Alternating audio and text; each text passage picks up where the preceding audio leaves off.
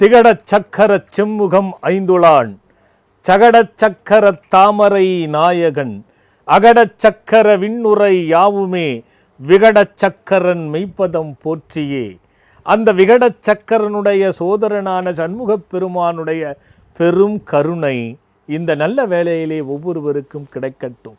பக்திக்கு வித்தாகி முத்திக்கே சொத்தான பாம்பன் குமர குருதாச சுவாமிகளுடைய பெரும் கருணை ஒவ்வொருவருக்கும் இந்த நல்ல வேளையிலே கிடைக்கட்டும். குறையெல்லாம் தீர்ந்து நிறைவாழ்வு என்றும் நிலைத்தே நிற்கட்டும். வணக்கம்.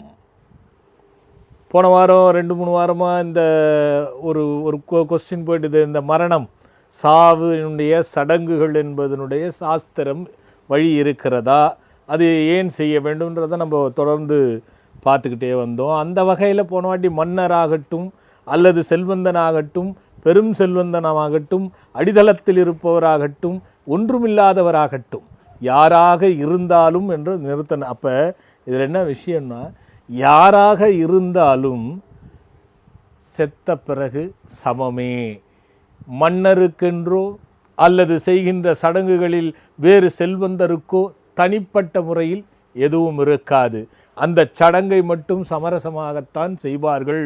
இது எதுவுமேனா அப்போ நம்ம இறந்த பிறகு தான் எல்லோருமே ஒன்றுங்கிற மாதிரி நான் கூட நகைச்சுவைக்காக சொல்லுவோம்.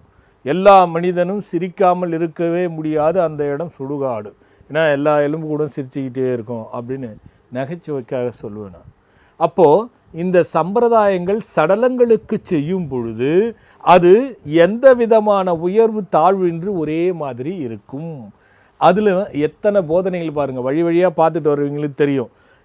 ஆன்மாக்கள் அந்த சடலத்தினுடைய சடங்குகளை பார்த்து தான் எப்படி இருக்க வேண்டும் என்கிற சிந்தனையை பதிய வைத்து அந்த பதிவுகள் மூலியமாக பிறவி இருந்து அந்த பிறவியில் தான் செய்த தவறுகளை திருத்தி கொள்வதற்காக சடங்குகள் ஏற்பது. இதில் துர்மரணம் அடைஞ்சால் அதுக்கு அது வேறு. எந்த மரணமானாலும் சடங்குகளுங்கிறது ஒன்றாகத்தான் இருக்கும் அப்படி என்பது அதனுடைய அது முக்கியமான கருத்து. இப்போ ஒரு விஷயத்தை நம்ம பாருங்கள், நம்ம அதில் எவ்வளோ பேர் நான் சொன்னேன் பிழைக்கிறார்கள், பூ கட்டை எவ்வளவோ விஷயங்கள் பிழைக்கிறாங்க. ஆனால் கடைசியில் நம்மகிட்ட கேட்டது யார்? வெட்டியான்னு கேட்டார். அவருக்கு என்ன அதில் பங்குன்னா, எப்பவுமே நாட்டரசனுடைய நிலையில் தான் பிறவி வரும், பிறவி வந்து நாடுகளில் ஒரு பிரஜையாகி அதுக்கு தேவையானதாக இருப்போம். ஆனால் காட்டரசனுடைய விஷயங்கள் இல்லை என்றால் ஒன்றுமே கிடையாது. காட்டரசன் என்பவர் வெட்டியான்.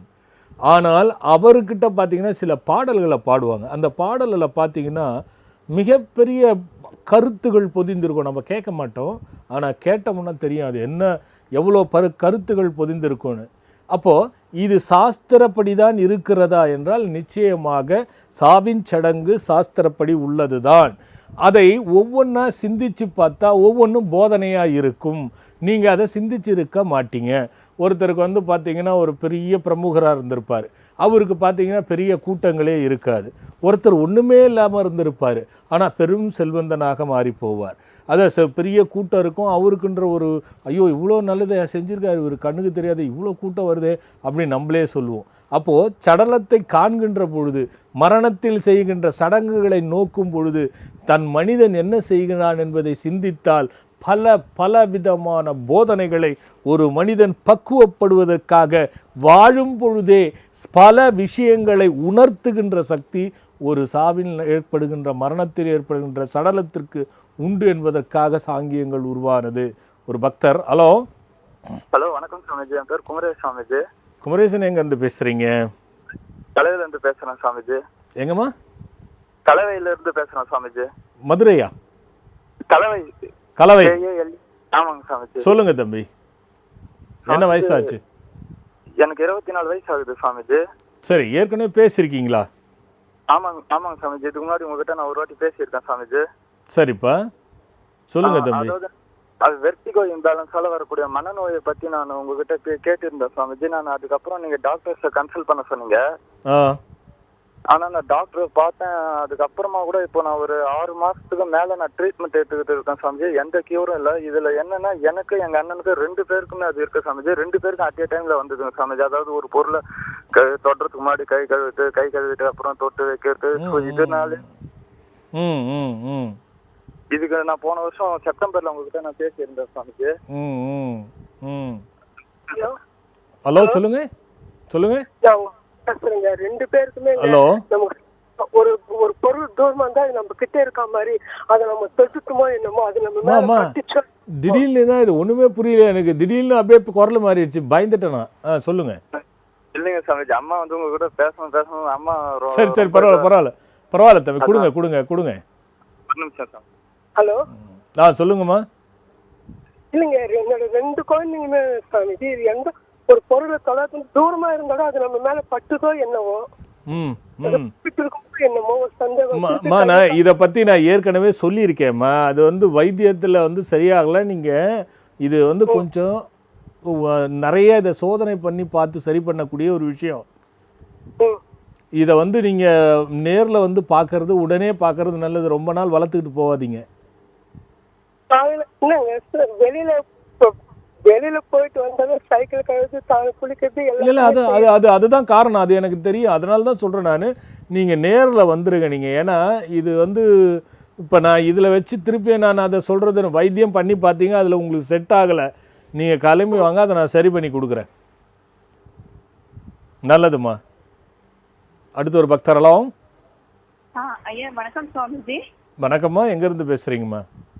நான் சென்னையிலேருந்து பேசுகிறேங்க. என் பேர் செல்லம்மா. செல்லம்மா, என்ன வயசாச்சும்மா? எனக்கு 62 வயசு ஆகுது சுவாமி. சொல்லுங்கம்மா. என் பேத்திக்காக கேட்கணும். பேத்தி பேர் என்னம்மா? தர்ஷிதா. ஆமாம், தர்ஷிதா. என்ன வயசாச்சுமா அவளுக்கு? அவளுக்கு வந்து 4th படிக்கிறா. 9 இயர்ஸ் ஆகுது. சரிம்மா. 29/10/2008 பிறந்தாங்க. துளார ஆசிங்க. சுவாதி நட்சத்திரம். சரி. படிப்பு எப்படி இருக்கும்? கொஞ்சம் பிரச்சனை. அவங்க அம்மாவா அவளுக்கு கொஞ்சம் பிரச்சனை சுவாமி. என்ன பிரச்சனைம்மா?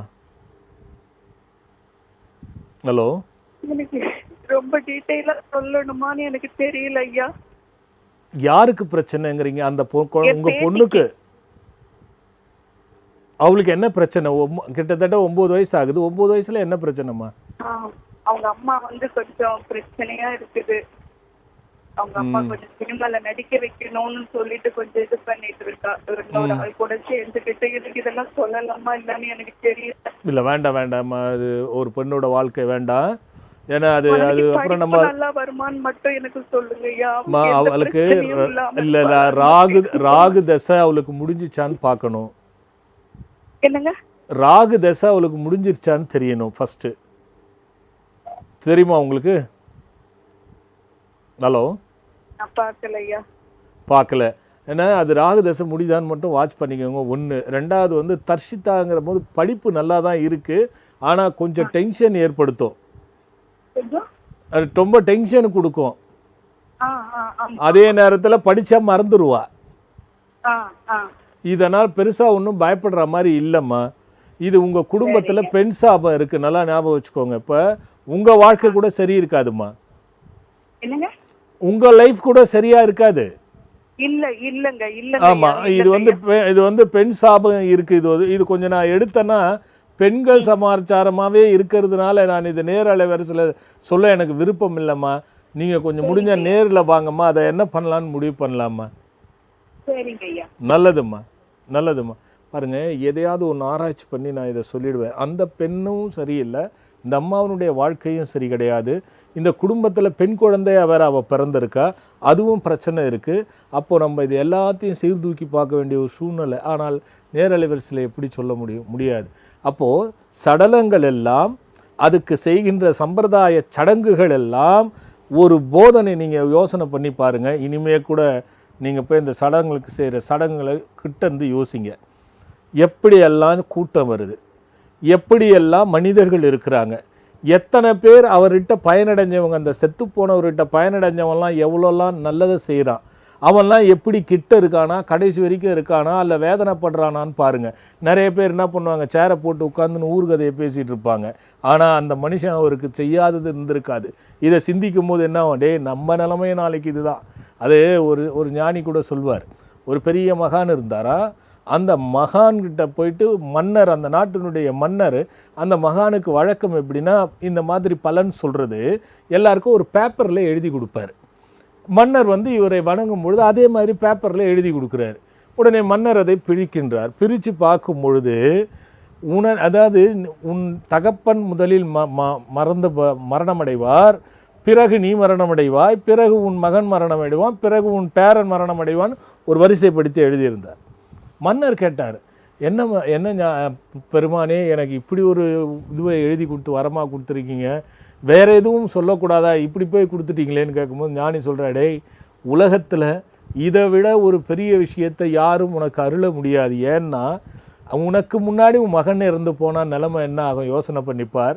உன் தகப்பனுக்கு முன்னாடி நீ இறந்து போனால் அந்த குடும்பத்தினுடைய நிலைமை என்ன ஆகும்னு யோசனை பண்ணிப்பார். வரிசைப்படி மரணம் என்பதே பெரிய விஷயமடா அப்படின்னு மரணத்தினுடைய தத்துவத்தை சொல்லுகின்றார். எப்பவுமே சிவம்னு நம்ம எடுத்துக்கிறோம். அந்த உயிராகப்பட்டது மேல் இருக்கக்கூடிய கோள், அந்த கோள் எடுத்து விட்டால் அது சவமாக மாறிவிடும் என்பது ரகசியம் இருக்குங்க. அப்போது அந்த நம்ம சாங்கியங்களை பார்க்க மாட்டோம். ஏனோ தானோ ஏதாவது அவங்க போகிறது வேலையாக போகிறது அப்படின்னு சொல்லுவாங்க. பாடை கட்டி நீடுடைய பீடுடைய காலுகால் யாரு கட்டி கூட்டு போவா நின்னிலையில் இருக்கையில் போகும்போது நூலில்லை இழையில்லை என்று பார் யோசித்து நிலை தன்னில் புண்ணியத்தை தேடறான்னார் ஒரு சித்தர். போகும்பொழுது நம்ம அப்போல்லாம் என்ன சொல்கிறேன், ஒரு 4 பேர் ஓனிங்கன்னா இப்போ 4 பேர் கூட போயிடுச்சு, எல்லாமே வண்டி ஆகிடுச்சு. அப்போ 4 பேருக்கு கூட தேவையில்லாத போயிடுச்சு. அப்போ 4 பேருக்கு போதனைகளுக்காக இருந்தது, டேய் உனக்கு தூக்க 4 பேர் வேணும்டா, போடா நான் விஞ்ஞான வளர்ச்சியில் வண்டியில் எடுத்துன்னு போயிடுவேன், நீ யார்றான். ஆனால் எப்படி எடுத்து போனாலும் வண்டி புதைக்காது, மிஷின் எரிக்குது. இப்போ யோசனை பண்ணி பாருங்கள். அப்போல்லாம் அஸ்தியை எலும்பை தேடுவாங்க, நம்மளால் இப்போ பஸ்பமாக ஒரு டம்ளரில் ஊட்டுறான். ஸோ மரணத்தினுடைய விஞ்ஞானம் வளர வளர சாங்கிய சம்பிரதாயங்களை சிந்திக்க ஆரம்பித்தான் மனிதன். அதை யாரும் தெளிவுபடுத்திக்கல. அதை தூண்டுகின்ற வகையில் தான் அந்த கேள்வியே இருக்கிறது. ஒரு பக்தர், ஹலோ ஹலோ அம்மா சொல்லுங்க, எங்க இருந்து பேசுறீங்க? வணக்கம்மா. கொழும்புல இருந்து பேசுறேன். சொல்லுங்கம்மா, யாருக்கா கேட்க போறீங்க? என் ஹஸ்பண்ட்காக கேட்கணும். யாருமா? எங்க ஹஸ்பண்ட்காக. அப்பா ஹஸ்பண்டுக்காக. அவர் பேர் என்னம்மா? அவர் பேர் சரவணமுத்து, மகர ராசி, உத்திராட நட்சத்திரம். என்ன வயசாச்சுமா அவருக்கு இப்ப 52. சொல்லுங்கம்மா, என்ன வேணும் சொல்லுங்கம்மா. வீடு ஒண்ணு பேசிட்டு இருக்கோம் விக்கிறதுக்காக, அது தள்ளி தள்ளி போகுது. அது எதனால என்னன்னு தெரியல. எங்க ஸ்ரீலங்காலயே இருக்கீங்களா? ஆமா. சரிம்மா, என்ன பண்றாரு அவரு? அவர் வந்து பிசினஸ் செய்யறார், டெக்ஸ்டைல்ஸ்ல இருக்காரா? ஆமா. சரி, குழந்தைங்க இருக்கா உங்களுக்கு? 3 ஆம்பளை பசங்க. ஒரு அபாஷன் ஆச்சா? இல்லங்க, எதுவுமே இல்லை. எதுவுமே இல்ல. சரிம்மா, அவர் வந்து வெளிநாடு போறதுக்காக ட்ரை பண்ணி. ஒரு நிமிஷம், முதல்ல வீடை முடிச்சிடுறேன், அப்புறமா அதை கொண்டா எனக்கு இதுக்குள்ள குழப்பம் வந்துடும். சரி. அதை முதல்ல வீடை முடிச்சிடறேன். இது எங்கே எப்போ கட்டினீங்க? ஏன் விற்கணும்? கடன் ஆனீங்களா, இல்லை பிரச்சனையா, இல்லை விற்கணுன்றதுக்காக விற்கிறீங்களா? கொஞ்சம் கடன் பிரச்சனை பெருசா இல்ல. ஆனா இந்த மகனை வெளிநாட்டுக்கு அனுப்புறதுக்காகத்தான் கொஞ்சம் காசு தேவைப்படுது. அதுக்காக வித்துட்டு ஒரு வீடு வாங்குவோன்னு பாக்குறது, சின்ன வீடா பார்த்தா. சரி, பரவாயில்லம்மா. அந்த வீடு வந்து அபார்ட்மெண்ட்ஸா, தனி வீடா? தனி வீடு. சரி, ஒன்றும் பிரச்சனை இருக்கா மாதிரி எனக்கு தெரியல. ஒரு 2 விஷயம்தான் இருக்கு உங்க விஷயத்துல. அவர் எவ்வளவுதான் ஹார்ட் ஒர்க் பண்ணாலும் பெரிய முன்னேற்றம்ன்றது இது வரைக்கும் பண்ணியிருக்க முடியாது. ஆமாங்க. இந்த வரைக்கும் அந்த வீட்டில் பார்த்தீங்கன்னா சந்தோஷமா என்னைக்கு இருக்கீங்களோ அப்பயே பிரச்சனைகள் வரும். ஆமா ஆமா. இது வரைக்கும் எதில் போனாலுமே தடை வந்து முன்னேற்ற பாதைக்கு பெரிய லெவல் போகிறது மட்டும் இன்ன வரைக்கும் கொடுத்ததே கிடையாது. ஆமா. இது நிறைய பிரச்சனைகள் இருக்குது, புரியுதுங்களா? அதுதான் ஒன்று வீடு. அந்த வீடு நீங்கள் வாங்கியிருக்கீங்களே, அந்த வீடு பார்த்தீங்கன்னா வாஸ்துப்படி இருக்காது ஒன்று. 2வது பார்த்தீங்கன்னா அந்த மணல் வந்து சரியில்லை. எப்படின்னா தென்கிழக்கு மூலையில் அது வந்து ஒரு கோபுரம் மாதிரியோ அல்லது தண்ணிகள் நிறைந்த இடமாவோ இருக்கும். தெரியுமா உங்களுக்கு? ஆனா வாஸ்து பார்த்துட்டா ஐயா கட்டணும் கிழக்கு வாசல் வீடா. நான் எனக்கு அது இல்லை, நீங்கள் தென்கிழக்குனா கிச்சன் இருக்கிற இடம் இருக்கும். அப்படி வாஸ்து பார்த்து கட்டியிருந்தேன். கிச்சனுக்கு பின்னாடி தண்ணிகள் வருதான்னு பார்க்கணும். அதை மட்டும் போய் பார்த்துருங்க. ஒரு ஞாயிற்றுக்கிழமை 12 மணிக்கு. பாவம் ஸ்ரீலங்கா, ஞாயிற்றுக்கிழமை 12 மணிக்கு ஒரு பூசணிக்காவை கட்டி வீடு ஃபுல்லாக இழுத்து வந்து வாசப்படியில் வச்சு வட்டி பசும் கோமியம் கோயிலில் அபிஷேகம் பண்ணுற தண்ணி மஞ்சப்பொடி சேர்த்து அடிச்சுட்டு சாம்பிராணி புகை போட்டு விடுங்க. இது பண்ண 2 வாரம் 3 வாரம் செய்யுங்க, வழி கிடைக்கும். அடுத்து ஒரு பக்தராலும். வணக்கம் ஐயா. வணக்கம், எங்கேருந்து பேசுகிறீங்க? பொருளாத்தி கிராமத்திலிருந்து சந்திரன் ஐயா. நல்லா இருக்கீங்களா ஐயா? நல்லா இருக்கேன், நீங்கள் எப்படி இருக்கீங்க? நல்லா இருக்கீங்க. ஏற்கனவே பேசியிருக்கிறீங்க. சரிம்மா, எவ்வளோ நல்லா இருக்கும்? ஓகே இருக்குங்க. சிங் மந்திரம்லாம் வீட்டில் சொல்லிட்டு தான் எல்லாரும் சொல்லிட்டு இருக்கோம். நல்லா இருக்குங்க. நம்ம மடத்துக்கு வந்திருக்கீங்க ஒரு தடவை. சரி சரி சரி வந்திருக்கீங்க. சரி. சின்னவா பையனுக்காக கேட்கணுங்க. சித்தி பையனுக்காக? ஆமாங்க ஆமாங்க. பையன் பேர் என்னம்மா? வினோத்துங்க. 35 வயசு ஆகுது. கடகராசி ஆயில் நட்சத்திரம். இன்னும் கல்யாணம் அதான் கல்யாணம் ஆகலை இன்னும். சொல்லுங்க. ஆமா ஆமாம் ஆமாங்க. அதுக்காக கேட்கலாம். சரி சரி தம்பி, அவர் எப்பயாவது ஹாஸ்பிட்டல் அட்மிட் ஆகி ஏதாவது பிரச்சனையாச்சா அவருக்கு? ஒரு 3 வருஷம் 4 வருஷம் முன்னாடி நிறைய தடவை அட்மிட் ஆயிருக்கா அப்படிங்க. ஏன், எதனால, அவருக்கு என்ன ஆச்சு, ஏதாவது ஒன்றும் சொல்லுங்க. உடம்பு சரியில்லை, இந்த சளி இருமல் ஆஸ்மா இந்த மாதிரி அட்மிட் ஆயிடுச்சு அப்படிங்க. சரி சரி சரி சரி. ஏன்னா எனக்கு என்ன டவுட்டுன்னா, அவருக்கு உடம்பை வச்சு யாரோ உங்களதுல கலகம் பண்ணதுனால தான் 36 வயசு வரைக்கும் கல்யாணம் ஆகலை. சரிங்க. ஃபர்ஸ்ட்டு அதை சரி பண்ணிக்க சொல்லுங்க. அதே மாதிரி தொழிலும் சரியா இருக்காது. சரிங்க. அவர் எது பண்ணாலுமே சிக்கலா இருக்கும். என்ன பண்றாரு அவரு? இதுல திருப்பூர்ல வந்து இது டெக்ஸ்டைல் அந்த பனியன் கட் பண்ணி. அதான் புரியுது. அதுல எதுவும் பிரச்சனை இல்லாம இருக்காரா? பிரச்சனை தாங்க. அதான் அது கொஞ்சம் அது பார்த்துக்குங்க. ஏன்னா அவருக்கு எப்பவுமே குழப்பமும் டென்ஷனும் இது ரெண்டுமே சொத்தா இருக்கும். ஆமா, அவரை ஒரு முடிவுக்கு எடுத்துன்னு வர முடியாது. ஏதாவது ஒரு முடிவு நம்ம செட் பண்ணா அவரு வேற ரூட்ல போவாரு.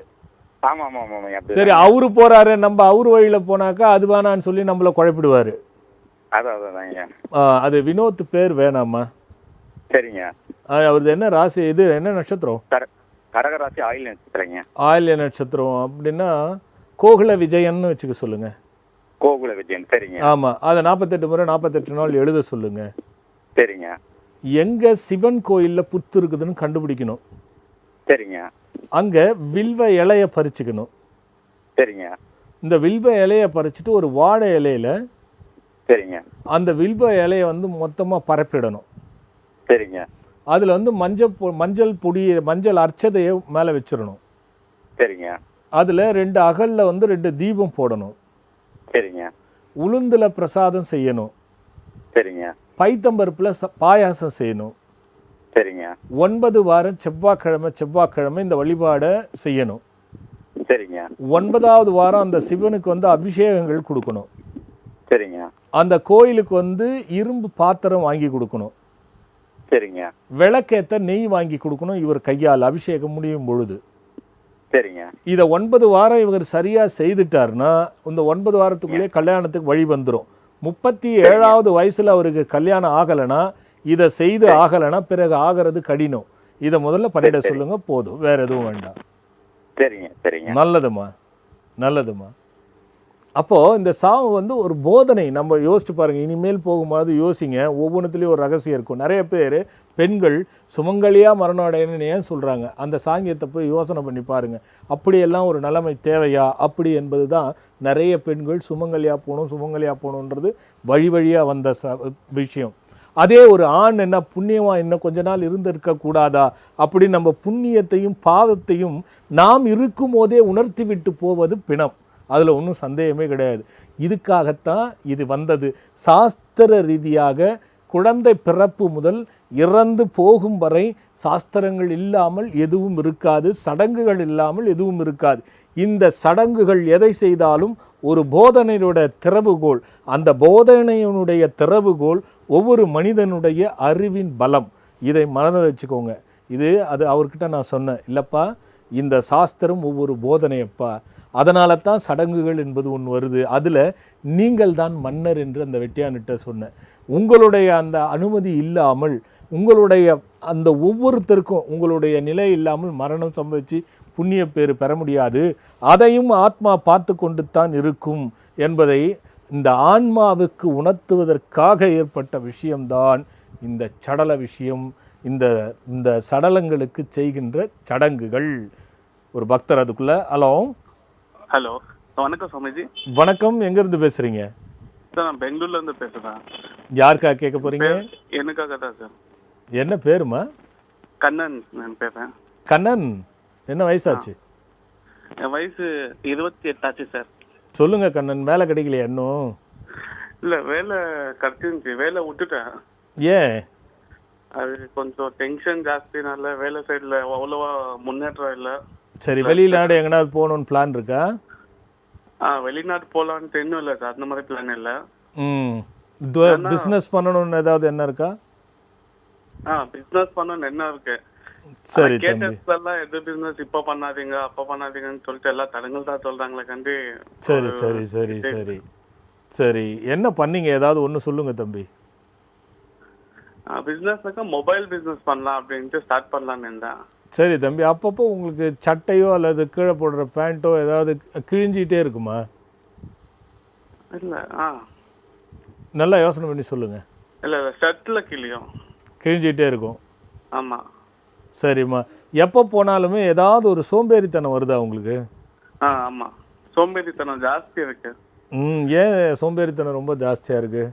அதுதான் எனக்கு காரணம் தெரியல. எது பண்ணணும்னு நினைக்க வேணும், அது என்னால அப்புறமா பண்ணலாம் விடு அப்படின்ற வார்த்தை தான் ஜாஸ்தி வருது. அப்புறமா பண்ணலாம் விடுனாக்கா எப்படி தம்பி முன்னேற முடியும்? அப்புறம் தொழிலில் போய் அப்புறமா பார்த்துக்கலாம், முதல்ல போட்டு அப்புறமா பார்த்துக்கலாம், நாளைக்கு போய்க்கலாம் கிடைக்குன்னா அது விஷயம் அது இல்லை தம்பி.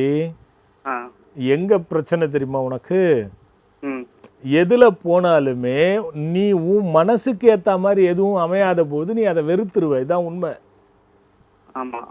புரியுதா? இதுக்கு காரணம் என்னன்னா, வீட்டிலேயே பார்த்தினாலே யாருக்குமே சரி இருக்காது, எல்லாமே பிரச்சனையா தான் இருக்கும். சரி, கல்யாணம் ஆச்சா உனக்கு? இல்ல பொண்ணு பாக்குறாங்களா? இல்ல கல்யாணம் ஆச்சு. எப்ப ஆச்சுப்பா? அதாச்சு இன்னும் போன வருஷம் ஆகஸ்ட்ல ஆச்சு. சரி, ரெண்டு பேரும் ஒத்துமையா இருக்கீங்களா? இல்ல இடையில ரொம்ப கொஞ்சம் தண்டிங்க கூட வருது, மிஸ் அண்டர்ஸ்டாண்டிங் ஜாஸ்தி. இல்ல பிரிஞ்சிருக்கீங்களா சேர்ந்துருக்கீங்களா? இல்ல இல்ல சேர்ந்து தான் இருக்கோம். சரி, ஏன்னா அதுலேயும் சிக்கல் வந்துடும், அதுக்காக தான் சொன்னேன். இதுக்கு நிறைய காரணம் இருக்குது தம்பி. இந்த சட்டை கிளியறதுன்னு ஒன்று கேட்டேன்னா, அதே மாதிரி பைக்கில் போகும்போது கண்ணுக்குட்டியோ மாடோ குறுக்க வந்து எப்பயாவது அடிபட்டுருக்கா? இல்லை இல்லை, அந்த மாதிரி அடிபடல. அந்த மாதிரி காக்கா எப்பயாவது வந்து தலையில் உட்காந்து தட்டிட்டு போனது அந்த மாதிரி இருந்துச்சா? இல்லை இல்லை. சரிப்பா, ஒன்று வேணா திருப்பதிக்கு 2 பௌர்ணமிக்கு போ. கால பைரவர் கோயில் எங்கே இருக்குன்னு பாரு. சரிங்க. அந்த கால பைரவர் கோயிலுக்கு ஞாயிற்றுக்கிழமை போ. சரிங்க. ஞாயிற்றுக்கிழமை போயிட்டு அங்கே ஒரு தாமரை இலை கிடச்சிச்சுன்னா தாமரை இலையில தயிர் சாதம் வைக்கணும். வச்சுட்டு 8 தீபம் நல்லெண்ணெயில் போடணும். சரிங்க. அதை சிகப்பு நிற திரிச்சு அந்த திரியை உபயோகப்படுத்தணும். பைரவருக்கு தேவையான அஷ்டோத்திரம் புத்தக கடையில் கிடைக்கும், அதை வாங்கி அலரி பூவால் ஒன்றா சொல்லி 101 மந்திரத்தை நீ சொல்லி பாதத்தில் வைக்கணும். பைரவர் கோயில்ல. ஆமாம், இது 3 வாரத்துக்கு செஞ்சுக்கோ, ஞாயிற்றுக்கிழமை. அதே மாதிரி 2 பௌர்ணமிக்கு திங்கக்கிழமை அல்லது பௌர்ணமிக்கு இதுக்கு திருப்பதிக்கு போ. ஒவ்வொரு நாளும் முருகன் கோயிலுக்கு தொடர்ந்து எப்போ போனாலும் நீ முருகன் கோயிலை போய் வழிபட்டுட்டு உன்னோட அன்றாட வேலையை செய். சரிங்க. இதை வந்து கரெக்டாக செய்தாலே போதும். உங்கள் வீடு கொஞ்சம் தவறாக இருக்க மாதிரி இருக்குது, அதையும் பார்த்து சரிப்படுத்திக்கோ. சரிங்க. கண்ணன்னு பேர் வேண்டாம், அந்த பேரை கொஞ்சம் மாற்றிக்கோங்க. சரிங்க. என்ன நட்சத்திரம் உங்களுது? உத்ராட நட்சத்திரம். அது கண்ணன் வேண்டாம், ஜீவஹாசன் வச்சுக்கோங்க. ஜீவஹாசன். ஜீவஹாசன். ஓகே. இது 48 முறை 48 நாள் எழுதுங்க, போதும் தம்பி. சரிங்க ஐயா. நல்லா இருங்க, நல்லா இருங்க. அடுத்து ஒரு பக்தரலாம். வணக்கம் சாமிஜி. வணக்கம்மா, எங்க இருந்து பேசுறீங்க? அருப்புக்கோட்டையில இருந்து பேசுறேன் சாமி. யாருக்கா கேட்க போறீங்க? எனக்காக. என்ன பேரு? உடம்பு அடிக்கடி முடியாம போயிடுது. பேரே உடம்பு அடிக்கடிக்கு முடியாத போயிடுதா? ஆமா, கை வலிக்குது, கால் வலிக்குது.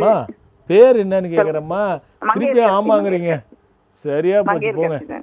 ரொம்ப குழப்பத்தில் இருக்கீங்களா? இல்ல சாமி. சொல்லுங்கம்மா, என்ன உடம்புக்கு இப்ப சொல்லுங்க. என்ன பேரு? அங்கையர்கண்ணியா? மங்கையர்கரசி. மங்கையர்கரசி, சொல்லுங்கம்மா. வயசு என்னாச்சுமா? கை கால் 53 சாமி. சரிம்மா, கை கால் வலிக்குது, தூக்கம் இருக்க மாட்டேங்குது, எது போனாலும் பிரச்சனையா இருக்குது, வயிறு சம்பந்தப்பட்ட கோளாறு கொடுக்குது, வீணான பிரச்சனை வருது, சொந்தெல்லாம் பகையா போயிடுது, டெய்லி ஏதோ ஒரு பிரச்சனையை சந்திச்சுட்டே இருக்கேன், ஹாஸ்பிட்டலுக்கு போனால் ஒன்றும் இல்லைன்னு சொல்கிறாங்க, இதுதான் என் பிரச்சனை. ஆமாங்க சாமி. என்ன பண்ணுது? ஏதாவது ஒன்று நோய் சொல்லுங்க. கை கால் வீங்கிக்கிட்டு சாமி, வலிக்குது. சரிம்மா, அதுக்கு டாக்டர்லாம் என்ன சொன்னாங்கம்மா? இந்த ரொமட்டாய்டு ஆர்த்தோன்னு சொல்லி அந்த இது சொல்கிறாங்க. சரிம்மா, கிட்னி நல்லா இருக்குன்னு சொன்னாங்களா? கிட்னி பாதிக்கும்னு சொல்லியிருக்காங்க. கிட்னி பாதிக்கும்னு சொல்லியிருக்காங்க. அம்மா, உங்கள் வீட்டில் தென்கிழக்கு இருக்குல்ல? ஆமாம் சாமி. அங்கே என்ன இருக்குது? அங்கே பாத்ரூம் இருக்கு சாமி. நல்லா தெரியுமா? ஆமாம், அந்த மூலையில் பாத்ரூம் இருக்கு. கிச்சன் எங்கே இருக்கு? அப்போ கிச்சன் அதுக்கு அடுத்து இருக்கு உள்ள. அந்த பாத்ரூம் டாய்லெட்டை முதல்ல எடுத்து யாரையாவது கேட்டு அதை மாற்றுங்க. ஒன்று. சரி. இது மாற்றாமல் நீங்கள் என்ன தான் வைத்தியம் பண்ணினாலும் உங்களுக்கு கண்ட்ரோலுக்கு வராது. சரிங்க சாமி. அதே மாதிரி இது அப்படியே இருக்குதுன்னு ஏதாவது சூன்யம் வச்சுட்டாங்கன்னு ஏதாவது சொன்னாங்களா உங்களுக்கு? இல்லை, அதெல்லாம் ஒன்றும் சொல்லலை சாமி. அந்த லைன்லாம் போகலைல்ல? இல்லை. போக வேண்டாம். அதுக்காக சொன்னேன். மருந்து சொல்கிறேன், எழுதிக்கோங்க. இந்த மருந்தை முயற்சி பண்ணுங்க. சக்கரை நோய் இல்லைல்ல உங்களுக்கு? இல்லை. யோசிச்சு சொல்றீங்க, இருக்குதான்னு பார்த்துக்கோங்க. இல்லை, பார்க்கலாம் சாமி, அது பார்க்கல. சரி, ஓகேம்மா. மகா ராசனாதி கசாயம் அப்படின்னு ஒரு டானிக் இருக்கும். 3 மூடி மருந்து 6 மூடி தண்ணி கலந்து 3 வேளைக்கு. மகா யோகராஜ எல்லா நாட்டு மருந்து கடையிலே கிடைக்கும். மகா யோகராஜ குக்குலு அப்படின்னு ஒரு மாத்திரை. இது காலைல 2 மாத்திரை, நைட்டு 2 மாத்திரை. நவக குக்குலுன்னு ஒரு மாத்திரை, மத்தியானம் 4 to 5 2 மாத்திரை போடணும். அஸ்வகந்தா அரிஷ்டம்னு ஒரு மாத்திரை டானிக்கு. இது 3 வேளைக்கு 3 மூடி மருந்து 6 மூடி தண்ணி கலந்து சாப்பிடணும்.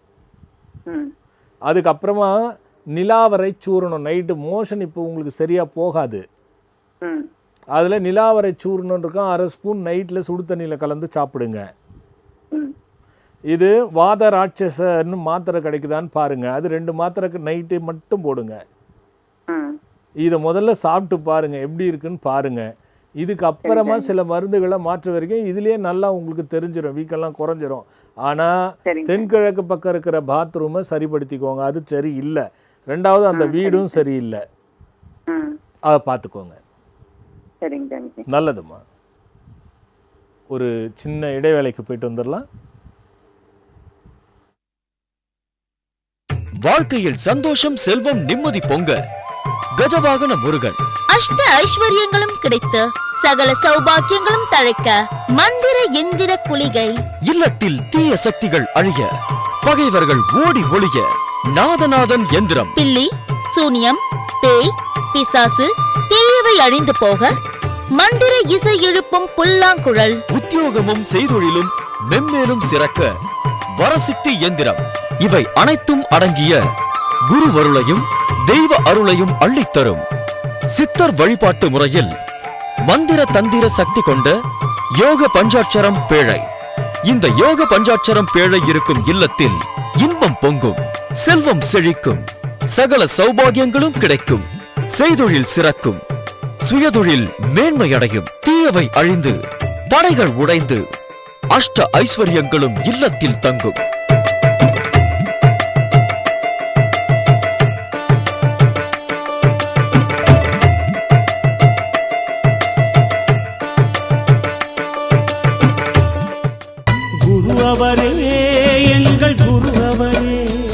பெருமானுடைய திருவருளும் பாம்பன் சுவாமிகள் குருவருளும் ஒன்று குமிழ்ந்து ஒரு சித்தரையும் ஒரு ரிஷியையும் ஒரு குருவையும் தழுவி ஏற்படுகின்ற கோயில் உருவாக்கி கொண்டிருக்கிறேன்.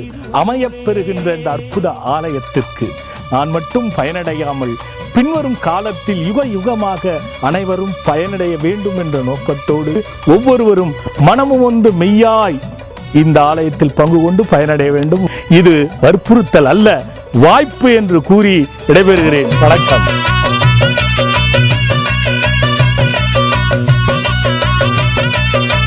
மீண்டும் நிகழ்ச்சிக்குள்ள போகலாம். அனுபவ திறவுகோல பார்த்துருப்பீங்க. கள்ளத்தனம்தான் ஒரு மனிதனுக்கு கலக்கத்தை கொடுக்கும் அப்படின்னு. இந்த கள்ளத்தனம்னா ஒருத்தன் பயப்படுறான், இல்லை உள்ளுக்குள்ளே ஒன்று வச்சுக்கிட்டு அவன் ஒவ்வொரு நிமிஷமும் வந்து வாழ்க்கையை போராட்டமாக இருக்கும். இந்த கள்ளத்தனம் எல்லாத்துக்கும் பொருந்தும். நீங்களே யோசனை பண்ணிக்கோங்க. அது என்னென்ன களவு, சூது, எல்லாம் அபகரிப்பு, காமம், குரோதம், லோபமோகம், மதம் ஆச்சரியம், இது எல்லாத்துக்குள்ளேயும் பிரச்சனை இருக்குது. அதுதான் இந்த கள்ளத்தனம் தான் ஒரு மனிதனுக்கு கலக்கத்தை கொடுத்து விடும். அப்போ கள்ளத்தனம் இல்லைன்னா கலக்கம் கண்டிப்பாக வரவே வராது. அது எதில் வேணாலும் எடுத்துக்கோங்க. தவறு என்று ஒன்று இருக்கும் பொழுது தான் நமக்கு தவிப்பு என்ற ஒன்று இருக்கும். அதில் ஒன்றும் சந்தேகமே கிடையாது. தவிப்பு என்ற ஒன்று இல்லைன்னா தவறு இருக்கவே இருக்காது. எதுலேயுமே சரி.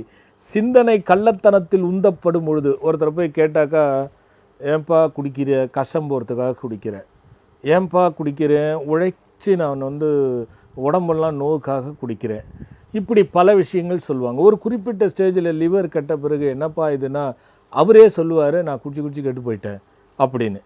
கள்ளத்தனம் என்பது கலக்கத்தில் கொண்டு போயிடும். ஒரு உதாரணத்துக்கு சொல்லுகின்றேன்.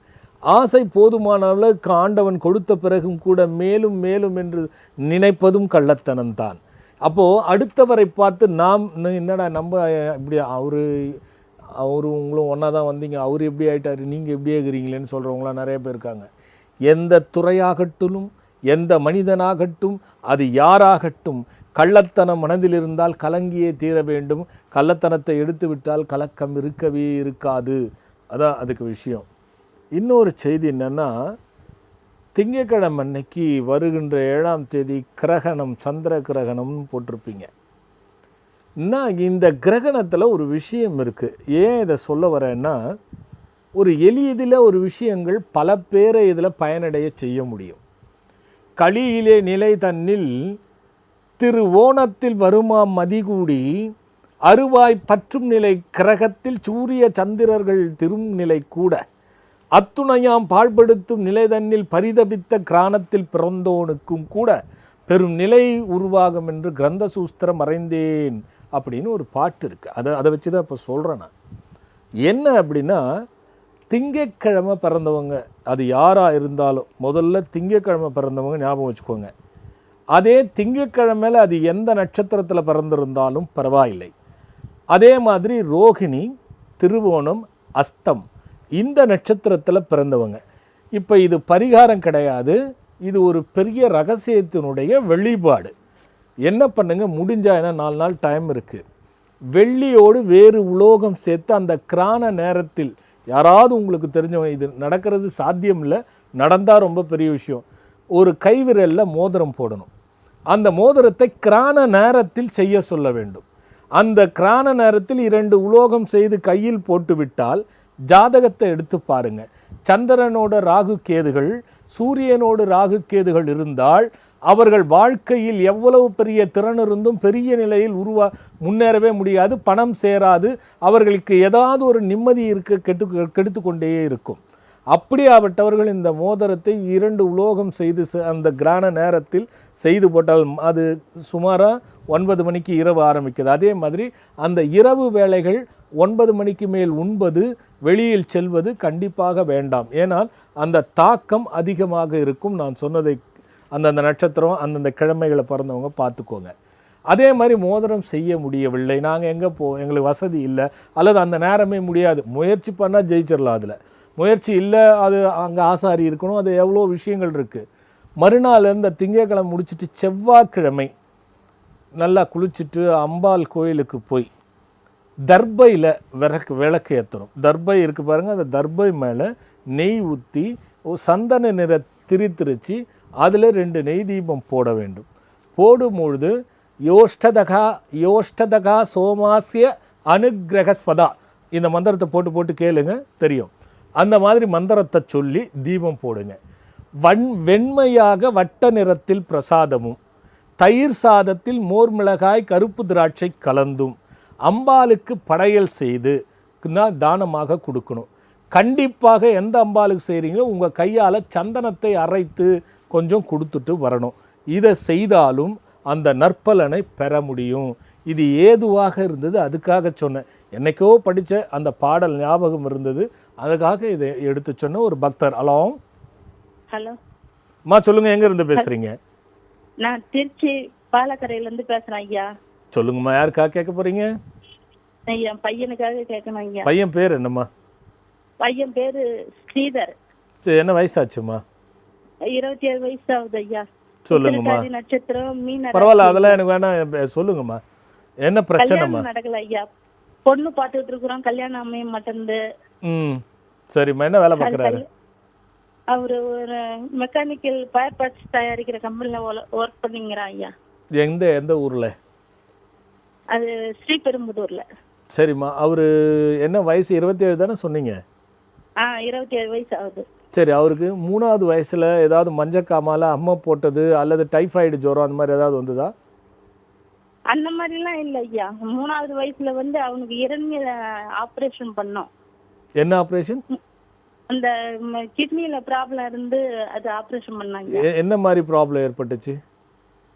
அவங்க அது வீக்கம் ஏற்பட்டுச்சு ஐயா. அந்த ஒண்ணு அதனால அவருக்கு எதுவும் ஜுரம் எதுவும் வரலையா?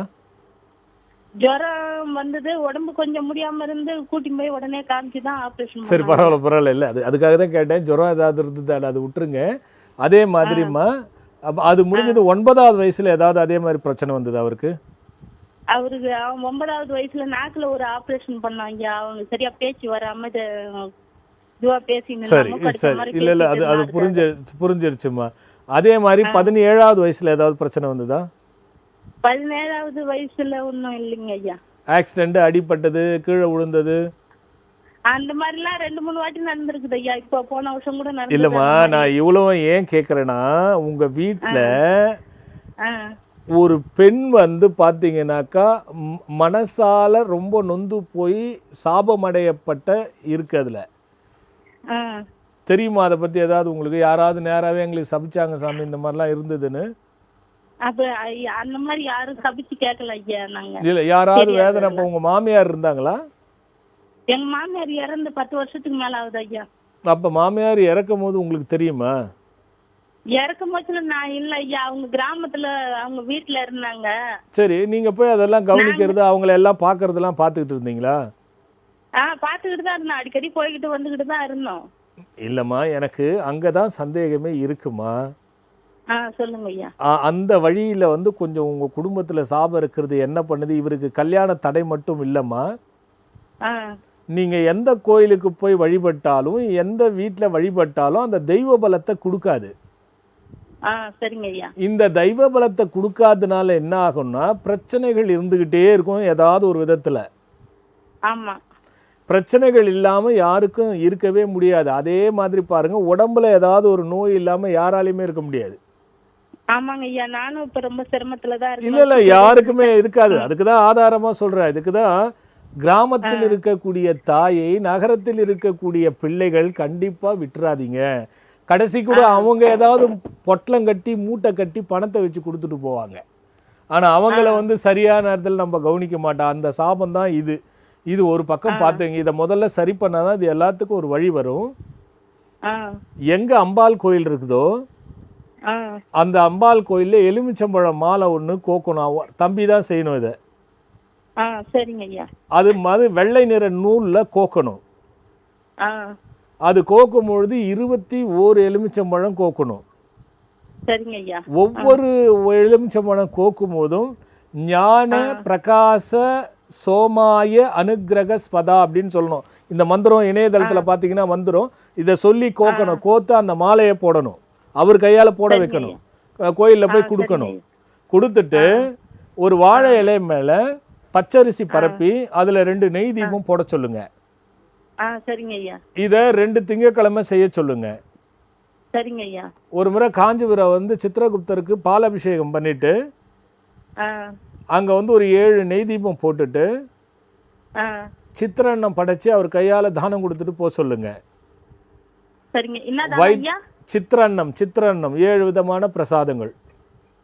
சரிங்க ஐயா. மிருகசீரிஷ நட்சத்திரத்துல வைத்தீஸ்வரன் கோயிலுக்கு போயிட்டு அவர் வயசுள்ள தீபம் போட்டுட்டு அங்க ஒரு அர்ச்சனை பண்ணிட்டு வர சொல்லுங்க. சரிங்க ஐயா. இத கரெக்டா செஞ்சா கல்யாணம் முடிஞ்சிரும்மா. எல்லாமே நல்லா இருக்கும். சரிங்க ஐயா. நல்லதும்மா. அடுத்த ஒரு பக்தரலாம். ஹலோ, சொல்லுங்க, எங்க இருந்து பேசுறீங்க? சார் சென்னையில இருந்து பேசுறோம் சார். சொல்லுங்க, சென்னையில இருந்து யாருக்கா கேட்க போறீங்க? சார் எனக்கு ஒருத்தர் தான் சார். என்ன பேருமா? என் பேர் சரவணன் சார். சரவணன், என்ன வயசாச்சுங்க? எனக்கு 42 ஆகுது சார். சரி, என்ன விஷயம் சொல்லுங்கள். இது வரைக்கும் எதுவும் பெருசாக நடக்கலை. ஹலோ, கட் ஆயிடுச்சு. ஒரு விஷயம் என்னென்ன, ஒரு பக்தர் மிகப்பெரிய ஒரு சேவை செய்யக்கூடிய ஒரு மனிதர். குழந்தை கிட்டத்தட்ட நான் ஆன்மீக வாழ்க்கையில் இருக்கும்போது குறிப்பிட்ட நாளுக்கு மேலே என்னோடு இருந்தவர் தான். அவர், சுவாமி உங்களுக்கு தெரியாது ஒன்றும் இல்லை, என்னுடைய நம்பிக்கை இறைவன் மேலே உறுதியானது, என்னோட வழிபாடு புனிதமானது, அப்படி நான் இறைவனை வழிபட்டு பலவிதமான நன்மைகளை பெற்றிருக்கிறேன், பயனும் அடைந்திருக்கிறேன், பலனும் அடைந்திருக்கிறேன். என்னுடைய மனம் நிம்மதியாக இருக்கிறது, நான் எதிரிலையும் ஆசைப்படுவதில்லை, ஆண்டவனுடைய வழிபாடே எனக்கு சிறமேற்கொண்டு நான் செய்து வருகிறேன், எனக்கு எல்லாம் நல்லதே நடத்துக்க வைக்கிறான் இறைவன். அப்போது உங்களை மாதிரி ஒருத்தர்கிட்ட போய் நான் திடீர்னு கேட்டேன், ஏன்பா இறைவனை மறைய நிறைந்துள்ளான்னு சொன்னாங்களே, அப்படின்னு என்ன சுவாமின்னு அவரை கேட்டது. அது சொன்னார், இறைவன் மறைந்து இருக்கிறான் அப்படின்னா. அப்போ கேட்டேன், இப்போது உதாரணத்துக்கு ஒரு கோயிலுக்கு போகிறோம், ஒரு விக்கிரகத்தை பார்த்து கர்ப்பகிரகத்தில் வணங்குறோம், அப்படி வணங்கும் பொழுது அது அந்த திருமேனி தான் உண்மையா அப்படிங்கிறது புரியலையே. இவ்வளோ நம்பிக்கையோடு வழிபட்ட எனக்கும் கூட அந்த சந்தேகம் இருக்குது. என்னை மாதிரி ஒரு பக்தன், நிறைவு பெற்ற ஒரு பக்தனுக்கு கூட இறைவன் மறைபொருளாக இருக்க வேண்டுமா? அது எப்படி என்று உணர்த்தக்கூடாதா? ஏன் இப்படி மறைபொருளாக இருக்கிறார்? இன்றைக்கி நிறைய பேருடைய சந்தேகம் என்ன, கடவுள் இருக்கிறானா? அதே மாதிரி கடவுளை இவ்வளோலாம் வழிபட்டால் பிரச்சனை வருதுன்னு சொல்கிறாங்களே, பிரச்சனை வருமா? நிறைய பேர் என்ன பண்ணுறாங்க, கும்பாபிஷேகம் செய்து ஒரு கோயிலை எடுத்தால் அவரை போய் கெடுக்கிறதுக்கு 4 பேர் போய், வேணாப்பா சிவன் கோயிலில் எடுத்து செஞ்சால் நமக்கு பிரச்சனை வரும், செய்யக்கூடாதுன்னுவார் ஒருத்தர். இன்னொருத்தர் சொல்லுவார், இந்த கோயிலுக்கு யார் போய் கை வச்சாலுமே பிரச்சனை ஆகிடுது, நீ போவாதப்பா அப்படின்னு அப்படி சொல்லுவார். ஆக அந்த கடவுள் அங்கே இருந்தால் இந்த மாதிரி பிரச்சனைகளை இன்றைக்கி எத்தனையோ ஊரில் கோயில்களை மூடப்பட்டு புனர் அமைப்பு செய்யாமல், குடமுழுக்கு செய்யாமல் எத்தனையோ கோயில்கள் மனிதர்களால் நின்று கொண்டிருக்கிறதே தவிர இறைவனால் அல்ல. அப்போ அந்த கோயிலில் மூர்த்தி இருக்கா இல்லையா, இல்லை சாமின்னு ஒன்று திருவுருவத்தை வச்சு வணங்குறமே, அதெல்லாம் உண்மையா பொய்யா? ஏன் மறைய நிறைந்துள்ளான் என்று சொல்கிறாங்க? அப்படி மறையறதுக்கு என்ன காரணம் அப்படிங்கிறது அந்த பக்தருடைய கேள்வி. அவர்கிட்ட கேட்டு என்கிட்ட சொல்கிறார் இதை. அப்படியா, இதுவும் ஒரு நல்ல விஷயந்தாப்பா. இந்த மறைய நிறைந்துள்ளார், மறையில் நிறைந்துள்ளாரா, இதுக்கு ஒரு விளக்கத்தை பார்த்துருவோம், நான் தொலைக்காட்சியிலே சொல்கிறேன் அப்படின்னு சொன்னேன். ஒரு பக்தர் பார்த்துட்டு இருந்துடலாம். ஹலோ சாமிஜி, வணக்கம் சாமிஜி. வணக்கம்மா, எங்கேருந்து பேசுகிறீங்க? சென்னையிலேருந்து பேசுகிறேன் சாமிஜி. யாருக்காக கேட்க போகிறீங்கம்மா? எனக்காக, எங்களுக்காக. சரிம்மா, என்ன பேருமா? தெய்வானை சாமிஜி. சரிம்மா, இதுக்கு முன்னாடி பேசியிருக்கீங்களா? ஆமாம், பேசியிருக்கேன் சாமிஜி. எப்போம்மா? பிப்ரவரி லாஸ்ட்ல பேசியிருக்கேன் சாமிஜி. சரிங்கம்மா, அது அப்போ யாருக்காக கேட்டீங்க? அப்போ நிலம் ஒழுங்கா விலையில எது பயிர் வச்சாலும் நல்லா வரலன்னு சொல்றதுக்காக கேட்டேன் சாமிஜி. சரிம்மா. 48 நாள் விலைக்கு போட சொன்னீங்க. சரிம்மா. அப்புறம் 3 தானியம், கோதுமை, நெல் மொத்த விதைக்க சொன்னீங்க. அந்த மண்ணோட எடுத்து 48 நாள் கொஞ்சம் மண் எடுத்து சரி விதைச்ச சாமிஜி. இப்போ அந்த விதையெல்லாம் நல்லா வளர்ந்துருக்கு, இன்னும் பயிர் வைக்கல, இனிமே தான் வைக்க போறோம். சரிம்மா. அப்போ சுத்தி குத்து இருக்கான்னு கேட்டுருந்தீங்க நீங்க, அப்ப எனக்கு தெரியல. ஆனா இருக்குங்க சாமிஜி, இப்பவும் இருக்கு. இல்லை, நிறைய பேர் தொலைக்காட்சியில் நான் கேட்கும் போது இல்லைன்னுவாங்க, அப்புறமா அங்கே நேரில் சொல்லுவாங்க. இல்லை, நிறைய தெரியாத தானம்மா நான் சொல்கிறேன். அதுதாம்மா அம்மா, எனக்கு என்னென்னா பெருமை கிடையாது. உண்மையிலே ஒவ்வொருத்தருக்கும் இந்த லைன் கிடைக்கிறவங்க, தொலைபேசியில் தொடர்பு கொள்கிறவங்களுக்கு பலன் கிடைக்கட்டுங்கிற நோக்கத்தோடு தான் நான் சொல்கிறேன். எதுனா அது இருக்காதுங்கிறதுலாம் கிடையவே கிடையாது, அது கண்டிப்பாக இருக்கும். சரிம்மா, சொல்லுங்கள். அந்த நிலமும் கொஞ்சம் வளர்ந்துருக்குது, வளர்ந்து தான் இருக்கு சாமிஜி. சரி, இப்போ என்ன சொல்லுங்கம்மா? பாம்பு அதுக்கப்புறமா அன்னைக்கு நான் ஃபோன் பண்றேன். அப்போ அங்க வீடு, ஒரு பழைய வீடு கிளீன் பண்ணாங்க. சரி. அப்ப அந்த வண்டியில அடிபட்டு பாம்பு செத்து போச்சு. சரி. அப்போ கிளீன் பண்ணி அந்த கிணத்துக்குள்ள, வீட்டுக்கு கிணறு எடுத்திருந்ததுல அந்த மூடி விட்டாங்க. சரி. அதுலயே போட்டு மூடி விட்டாங்க. அது என்ன செய்யறது இப்ப? சரி, கணத்துல மூடிட்டாங்களா? ஆமா, மூடிட்டாங்க.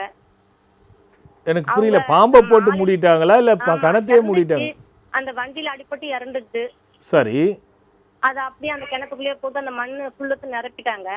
சரி, இப்போ கிணறே துத்துட்டாங்களா? ஆமா, எல்லாமே துருத்துட்டாங்க. அதை நிலம் மாதிரி ஆக்கிட்டாங்க. அந்த வீடு எல்லாம் இடிச்சு அந்த கிணறு இடிச்சு நிலம் மாதிரி ஆக்கிட்டாங்க. தவறு தவறு தவறு. அது முறைப்படி சாங்கியம் செய்யலைன்னா அந்த நிலத்தில் விளைகின்ற விளைச்சல் எல்லாம் பிரச்சனைகளை தான் கொடுக்கும். அதுக்கு தான் என்ன செய்யலான்ட்டு அப்ப இருந்தே அது phone அது பண்ணேன். தவறுமா? அந்த மண்ணை எடுத்துட்டு வந்து உடனே என்னை பார்க்க சொல்லுங்கம்மா. சரிங்க சாமிஜி.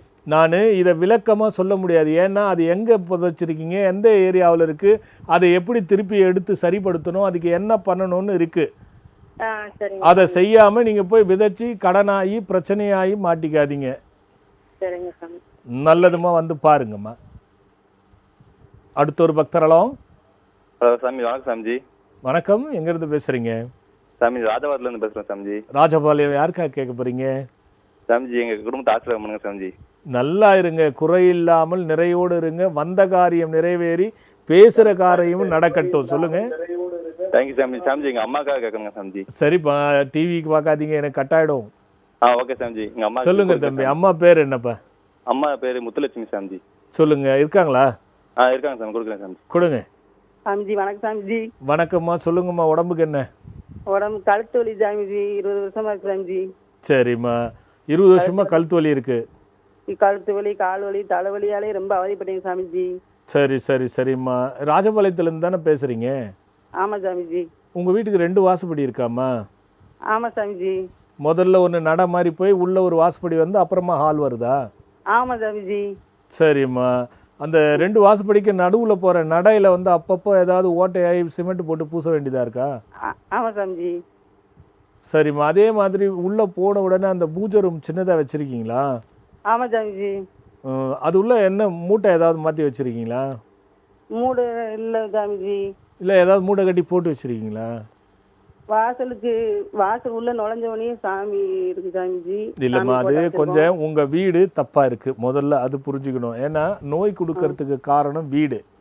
சரிங்க சாமிஜி. இந்த வீட்டில் முன்னொரு காலத்தில் மரம் ஏதாவது வெட்டினது, இல்லை நீங்கள் போன பிறகு வெட்டினது ஏதாவது இருந்ததா? ஆமாம் சாமிஜி. அந்த இடம் வெறும் இடமா இருக்கு சாமிஜி. என் மகனை நிற மாசமா இருக்கும்போது அதை மரத்தெல்லாம் சரி பண்ணி வானம் தோண்டி வீடு கட்டினாங்க சாமிஜி. அப்போ ஏதாவது கல் வச்சு முனீஸ்வரன் மாதிரி ஏதாவது வழிபட்டுட்டு இருந்தாங்களா அந்த மரத்தாண்ட? இல்லை சாமிஜி. அது வந்து இந்த வேப்ப மரம் இதுதான் சாமிஜி இருந்துச்சு. இல்லைம்மா, அந்த இடத்துல வழிபட்டது மரத்தை வெட்டப்பட்டு அந்த வழிபாடு குறைஞ்சதனுடைய சாபம் அங்கே இருக்குது. அது பூமி சாபமாகுது. இது என்ன ஆகும்? எந்த நல்ல காரியமும் தடுங்கலாகும். சரிங்க சாமிஜி. உடம்ப நோய் கொடுத்துக்கிட்டே இருக்கும். சரிங்க சாமிஜி. இது தேவையில்லாமல் தொல்லைகள் கொடுக்குமா? நீங்கள் என்ன பண்ணுங்க, கழுத்து வலிக்கு என்னென்ன வைத்தியம் பார்த்தீங்க? நான் எல்லா ஆஸ்பத்திரியும் போயிட்டு சாமிஜி. தலைக்கு ஸ்கேன் பார்த்தேன் சாமிஜி. தலையில் ஒன்றும் இல்லை, கழுத்தில் தான் பிரச்சனை இருக்கு. தலையில் ஒன்றுமே இல்லை, கழுத்துல தான் பிரச்சனை இருக்குங்கிறாங்க சாமிஜி. சரி, நான் சில மருந்து சொல்கிறேன், எழுதிக்கோங்க. கையில் விரல்லையும் சாமிஜி, விரல் நுனி விரல்லாம் பார்த்துக்கோங்க, மடங்கி மடங்கி லைட்டாக. இல்லை இல்லை, புரியுது புரியுது புரியுது, நான் சொல்கிறேன், நீங்கள் எழுதிக்கோங்க. சாரஸ்வாதி அரிஷ்டன்னு ஒரு டானிக். இது நைட்டு மட்டும் 5 மூடி 10 மூடி. சக்கரை நோய் இல்லைல்ல? சாரஸ்வாதி அரிஷ்டம் சக்கரை நோய் கிடையாது இல்லையே? இல்லை சாமிஜி. ரைட். சாரஸ்வாதி அரிஷ்டம் நைட்டு மட்டும் 5 மூடி 10 மூடி தண்ணி கலந்து இது சாப்பிடுங்க. சரி சாமிஜி. பிரம்மின்னு ஒரு மாத்திரை, இதை காலைல 2 மாத்திரை, நைட் 2 மாத்திரை சாப்பிடுங்க. சரி சாமிஜி. மகா ராசநாதி கசாயன்னு ஒரு டானிக் இப்போ தான் இன்னொருத்தருக்கு சொன்னேன். அதில் 3 மூடி மருந்து 6 மூடி தண்ணி கலந்து சாப்பிடுங்க. ஓகே சாமிஜி. அப்புறம் வந்து நவக குகுலுன்னு ஒரு மாத்திரை. இது காலைல 1 நைட்டு 1. சரிங்க சாமிஜி. திரிபலா சூர்ண மாத்திரை நைட்டு மட்டும் 2 மாத்திரை ஆகாரத்துக்கு முன்னாடி. சரிங்க சாமிஜி. மகா யோகராஜ குகுலுன்னு ஒரு மாத்திரை, காலைல 2 மாத்திரை, நைட்டு 2 மாத்திரை. சரிங்க சாமிஜி. பிண்ட தைலம் வாதகேசரி தைலம் வாங்கிக்கோங்க. சரிங்க சாமிஜி. பிண்ட தைலம் 1/4 பாகம், வாதகேசரி தைலம் 1/4 பாகம், ரெண்டுத்தையும் ஒன்றா மிக்ஸ் பண்ணி அந்த கழுத்தில் போட்டு புரடி இருக்குல்ல, அங்கே பூசிட்டு கோதுமை தவிடு எதனா மசாஜெல்லாம் பண்ணக்கூடாது, வெறுமனே பூசிட்டு கோதுமை தவிட மூட்டை கட்டி ஒரு தோசைக்கல் சின்ன சிறுந்தியில் வச்சு நல்லெண்ணெய் 2 ஸ்பூன் ஊற்றி அதை வந்து அதில் போட்டு நல்லா புரட்டி கையில் வச்சு பார்த்து ஒத்தடம் கொடுங்க. இதை வந்து 15 நாளைக்கு தொடர்ந்து கொடுத்துட்டு வாங்க. முதல்ல வலி அதிகமாக இருக்கும், அப்புறமா சுத்தமாக குறைஞ்சிரும். இதே மாதிரி ஒரு 15 நாளைக்கு தொடர்ந்து முடிஞ்சால் 2 வேளை செய்யுங்க, இல்லை 1 வேளைக்கு செய்யுங்க. அஸ்வகந்தா அரிஷ்டம் இருக்கும், அதுவும் 3 மூடி மருந்து 6 மூடி தண்ணி கலந்து சாப்பிடுங்க. இதுலேயே சரியாயிடுமா? வீடை பார்த்து சரி பண்ணிக்கோங்க. நாங்கள் நேரில் வந்திருக்கோம் சாமிஜி. அப்படியா? அது அப்போ தப்பு எதுவும் சொல்லலையாங்க? அங்க எனக்கு கேட்கல சாமிஜி, என் மகனும் கேட்டேன் சாமிஜி. சரி, அவரு பார்க்கும்போது சொல்லியிருப்பாங்களே வீடு நான் சரியில்லைன்னா. வந்து உள்ள வரல சாமிஜி, அவ அப்பா மகனும் உள்ள வந்தாங்க சாமிஜி. சரிம்மா சரிம்மா சரிம்மா. அது கேட்டு அவனுக்கு பேர் மாத்துறதுக்கு கவின் மாத்த சொன்னீங்க சாமிஜி. நம்ம இப்ப எல்லா மாத்தியாச்சா? கோயிலுக்கும் போயிட்டோம் சாமிஜி. அந்த ஓகேம்மா, இது இப்ப திருப்பதிக்கு இன்னைக்கு கிளம்பிக்கிட்டுங்க சாமிஜி. போயிட்டு வரட்டும்மா போயிட்டு வரட்டும்மா. உத்தராபிஷேகம் பண்ணணும்னு நாளைக்கு இது சொல்றாங்க சாமிஜி, சந்திராஷ்டம் சொல்றாங்கல்ல. ஆமா, கிரானம் சொல்றாங்க. ஆமா, சந்திரகிரகணம் சொல்லுவாங்க. அதை பார்த்துக்குங்க, அதை பார்த்து செய்யுங்க. கிரானத்துல பௌர்ணமிக்கு கும்பிட்டணும்ட்டு இன்னைக்கே அதையும் கிளம்பி போய் நாளைக்கு கோயிலுக்குள்ள போயிருவோம். போயிட்டு வாங்கம்மா, போயிட்டு வந்து முடிங்க. செஞ்சுட்டே இருக்கும்போது எப்படி இருக்கு? நல்லா இருக்கு சாமிஜி. எனக்கு அந்த செய்யும் போது இப்ப 48 நாள் நான் கோலம் போட்டு முடிச்சிட்டேன் சாமிஜி வீட்டுல. சரிம்மா சரிம்மா. இன்னைக்கோட முடியுது சாமிஜி. 48 நாள் முடிங்க. அதை சேர்த்து வச்சு அதோட நாட்டு சக்கரை சேர்ந்து கோயில் ஓரமா எறும்புகளுக்கு தூவி விடுங்க. கோயில் பக்கத்துல போடணுமா சாமிஜி? கோபுரத்துக்கு கீழே. எங்க சாமிஜி?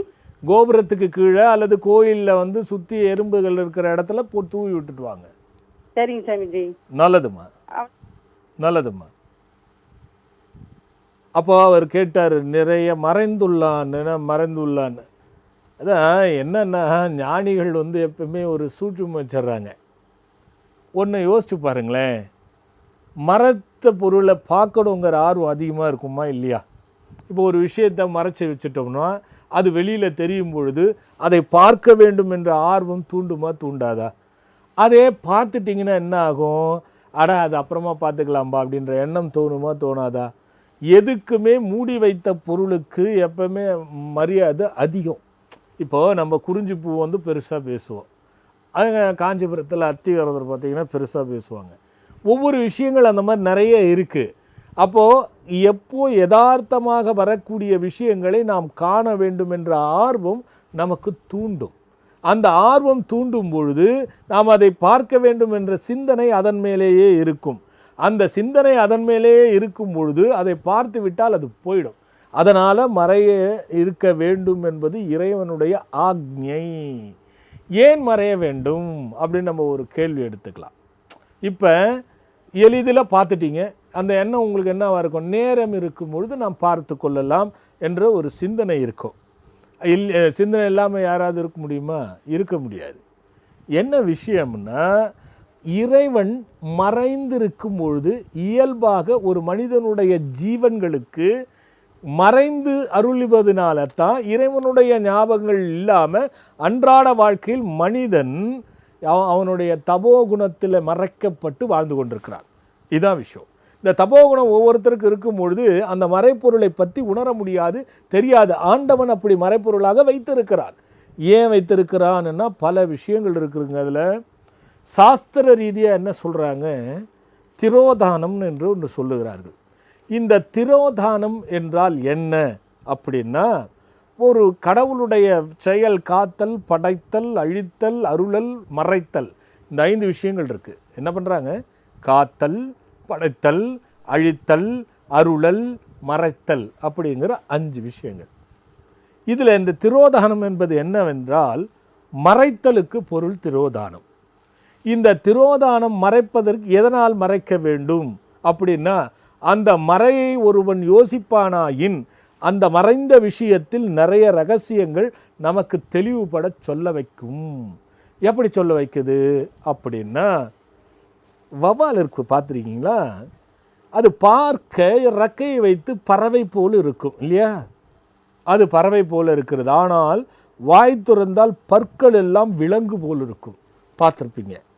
ஆனால் அதனுடைய குணம் என்ன தெரியுமா? வாயிலே தின்று வாயிலே கழியுமா. அது வவ்வால். அப்போது அங்கே ஒரு ரகசியத்தை வச்சிருக்கிறான் ஆண்டவன். என்ன? பார்ப்பதற்கு பறவை போல் ரெக்கையை வைத்திருக்கிறது, ஆனால் வாயை துறந்தால் விலங்குகளாக காட்சியளிக்கிறது. வாயிலே தின்று வாயிலே கழிக்கிறது, ஆனால் என்ன பண்ணுது? தலை கீழே தொங்குகிறது. இப்போ இதில் ஒரு போதனை. என்ன போதனை? பார்ப்பதற்கு பறவை போல் இருக்கின்ற அந்த வவ்வாலினுடைய இறகு போல் மனிதரை பாவிச்சுக்கோங்க. பார்ப்பதற்கு அவரை பார்த்தா நல்லவன்பா, சாந்தமாக இருப்பார்ப்பா, நல்லா இருப்பார்ப்பா அப்படின்னு சொல்லுவாங்க. இது யாரையும் குறிப்பிட்டு சொல்கிறதில்ல, பொதுவாக சொல்லக்கூடிய விஷயங்கள். அப்போ பார்த்தீங்கன்னா அவருக்கு உள்ளுக்குள்ளே என்ன இருக்கும்? மிருக குணம் இருக்கும். இந்த மிருக குணம் நமக்கு தெரியாது. அப்போ என்னதாவது நல்ல விஷயங்கள் தானே உபயோகப்படுத்தி கொண்டு தானே அதை சரிப்படுத்தி கொண்டு தானே வெளிப்படுத்துவதுங்கிற நிலைக்கு அந்த மனிதன் இருப்பான் என்பதை வௌவால் உணர்த்துகிறதா. மறைய நிறைந்துள்ளது. அப்படிப்பட்ட மனிதர்கள் என்றாவது ஒரு நாள் தலைக்கீழே மாறிப்போவார்கள் என்பதை நீ உணர வேண்டும் என்பதற்காக மறைபொருளாக வைத்திருக்கிறான். இப்போ இதில் வௌவால் பார்த்துட்டீங்க. அதனால தான் இந்த வௌவால் மாதிரி இருக்கிற மனுஷன்லாம் தலைகளை தொங்குற மாதிரி என்னைக்காவது ஒரு நாள் அவன் வாழ்க்கை தலைக்கீழேயே போய்விடும். சரி, பூசணிக்காய் பார்த்துருப்பீங்க. இந்த பூசணிக்காய் என்ன பண்ணும், பூ அழகாக மங்களகரமாக பெருசாக இருக்கும். பசுஞ்சாணியில் மார்கழி மாதத்தில் அந்த பூவை மேலே வைப்பாங்க, அழகாக இருக்கும். அதில் ஒரு சாங்கியமும் சொல்லுவாங்க. அதுக்கு ஆணவம் வந்துடுதான். அப்போ அதனால தான் ஆண்டவன் என்ன பண்ணால் மறைமுகமாக அதுக்கு நடுவில் பூசணிக்காய் வர வச்சான். இந்த பூசணிக்காய் மேலே வந்துருச்சுன்னா பூ செத்து போயிடும். அந்த பூவுக்கு போதனை உண்டா, நீ அழகாக இருக்கிறாய் என்பதற்காகவும் அருளாய் செய்வாய் என்பதற்காகவும் இறைவன் உன்னை படைத்து பசுஞ்சாணி மேல் மரியாதை கொடுத்தால் நீ ஆணவத்தில் ஆடுகின்றாய் என்பதற்காக தான் பூசணி உன் நடுவில் இருந்து முளைக்கிறது அப்படின்னார். இப்போது இதில் ஒரு விஷயம் பாருங்கள். ஒருத்தன் போனான் காட்டுக்கு, அவன் போகும்போது ஒரு பக்கத்தில் இருக்கிறவன்ட்டெல்லாம் சொல்கிறான், ஏன்னா இந்த கடவுளுக்கு கொஞ்சம் கூட மூளையே இல்லை. ஏன்னா கடவுளுக்கு மூளை இல்லை. என்ன மூளை இல்லை? கொடியில் இவ்வளோ பெரிய பூசணிக்காய் வச்சுருக்காங்க, இவ்வளோ பெரிய மரம் விழுதாக தொங்குது, அதில் ஆலம்பழம் வச்சுருக்கான். இது என்னடா தலைகீழே இருக்குதுன்னு சொல்லிட்டு போயிட்டே இருக்கானுங்க. ஒரு ஆலமரத்தடியில் இவன் படுக்கணும். அப்போ டயர்டாகி போகுது, காட்டில் படுத்துக்கிறாரு. படுக்கும் பொழுது என்ன ஆகுது, தலையில் ஒரு ஆலம்பழம் மொட்டுன்னு வந்து உழுந்த உடனே அப்பான்னு எழுந்துக்கிறான்.